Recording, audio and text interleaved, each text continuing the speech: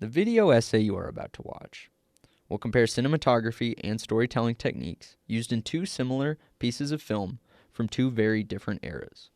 The 1925 classic, Grass, A Nation's Battle for Life, directed by Marion C. Cooper and Ernest B. Schoedsack, has much in common with the 1974 documentary film Cree, Hunters of the Mistosini, directed by Boyce Richardson and Tony Anzello. This video will show the historical significance of the Grass film in the world of documentary art and will give analysis and synopsis to each movie.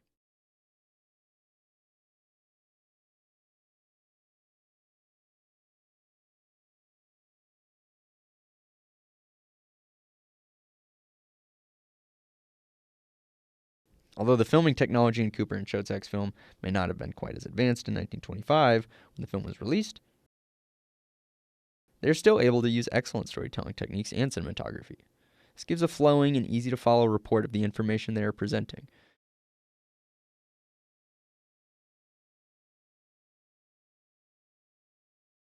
As you can see, many of these same shots and actions are mimicked in Richardson and Anzello's film. This helps show that Grass, A Nation's Battle for Life truly set a precedent to be copied by encompassing similar tribal anthropological behaviors in a film made nearly 50 years later. Three major similarities that I will be pointing out are 1. The filming of hunting techniques, 2. Parents teaching their children, and 3. The practical uses of staple resources among each tribe.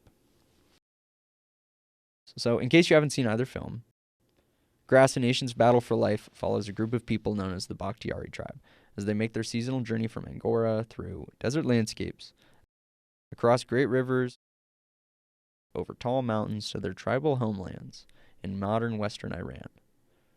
This film also documents some of the cultural heritage of this people group, as I will be pointing out later in the video. Also worth noting, this movie was the first ever documented filming of this journey.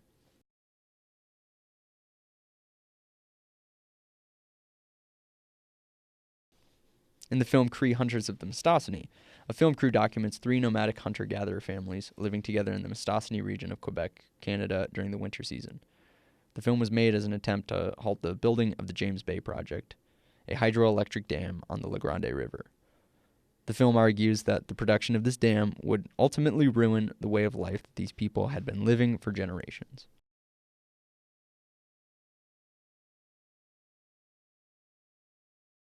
The 3 points I present show obvious similarities in some of the practices and culture of both the Bakhtiari and Cree people groups, groups located on opposite ends of the world. Despite the major differences in the actual story of each film, both films are very similar in many ways.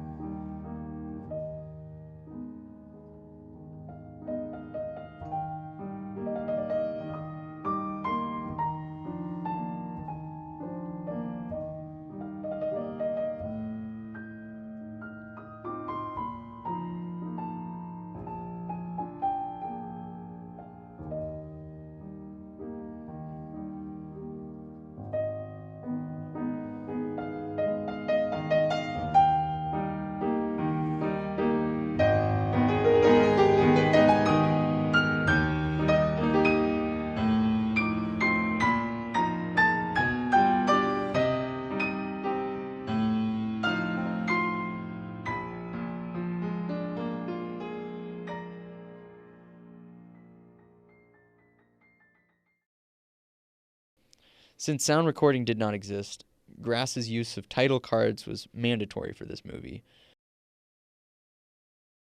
The film also attempts to relate the struggle of these people to American viewers with the history of traveling westward since the beginning of human civilization in the opening credits.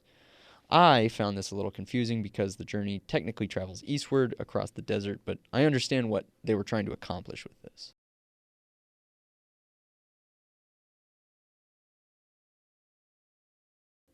For the Cree film, the use of personal interviews with the characters gives viewers a sense of the way the people on screen think and feel,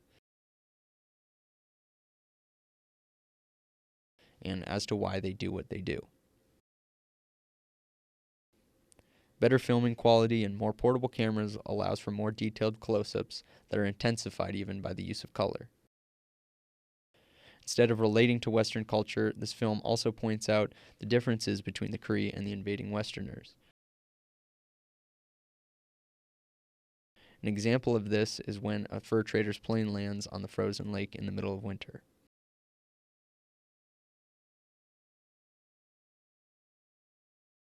The film also mentions that this only happens 2 times during the entire winter. Other than that, they're on their own.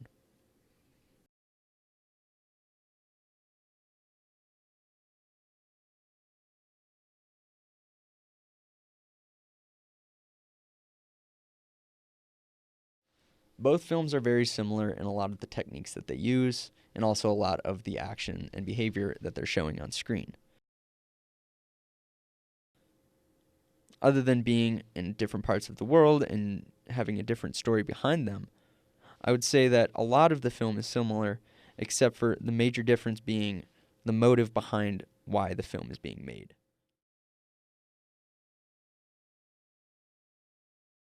By the 1970s, documentary films had more of a humanitarian effort behind them, at least in this case. As I point out, Grass, it seems, would have a major influence on this movie, Cree, Hunters of the Mistosini, and I'm sure that there are plenty other documentaries that have similar attributes as this one does.